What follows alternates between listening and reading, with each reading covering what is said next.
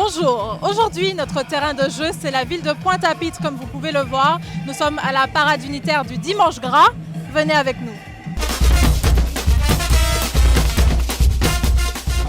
Alors je suis avec Jean-Pierre Frédéric qui est le directeur adjoint de la police nationale. Monsieur le commissaire, est-ce que vous pouvez nous dire quel dispositif a été mis en place pour cette parade ce dimanche? Alors pour la journée de dimanche, vous savez que le carnaval fait partie d'une grosse activité pour nous, hein. C'est un moment de fête et il faut que ça le reste. Alors pour ça, on met en place un gros dispositif avec plus d'une centaine de policiers qui sont mobilisés. Le but, c'est d'abord de rassurer, d'être présent et puis de pouvoir parer à tout événement et être en mesure d'intervenir. C'est quand même 60 000 personnes qui vont venir aujourd'hui sur Pointe-à-Pitre. On appelle ça de la régulation de foule et il faut quand même pouvoir être présent et permettre à l'ensemble des secours de pouvoir se coordonner. S'il n'y a pas de sécurité, il ne peut pas y avoir de fête, hein. Donc effectivement, il ne faut pas que des incidents viennent gâcher la fête. On ne peut pas prédire qu'il ne va rien se passer, mais en tout cas, on fera tout pour régler le sujet rapidement et assurer la sécurité des carnavaliers et puis des téléspectateurs. Alors David, est-ce que vous pouvez me dire en quoi consiste votre rôle? Eh bien là, je suis juste positionné à la sortie de l'espace jury afin de pouvoir faire la régulation entre l'entrée de l'espace et la sortie de l'espace de jury. C'est important pour qu'ils puissent laisser de la place quand il y a les prestations?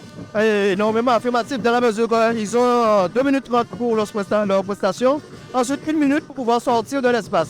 Mais sachant comment on sait qu'on ambiance lorsque les gens commencent à danser, s'il n'y a pas de régulation, c'est clair, ça va rester énormément de temps sur l'espace et ça va un peu pénaliser les autres groupes qui arrivent derrière.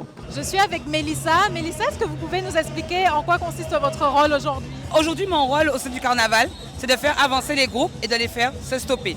C'est-à-dire que dans cette zone-là, ils peuvent stationner un petit moment, le temps que la prestation de l'autre groupe puisse se terminer. Dès que c'est terminé, je les fais avancer. D'accord. Voilà. Donc vous êtes autonome ou quelqu'un vous donne le timing Alors, c'est en fonction du décompte qui sera juste en haut du jury. Je suis avec Tanguy, l'un des coordinateurs de groupement de l'UNAS.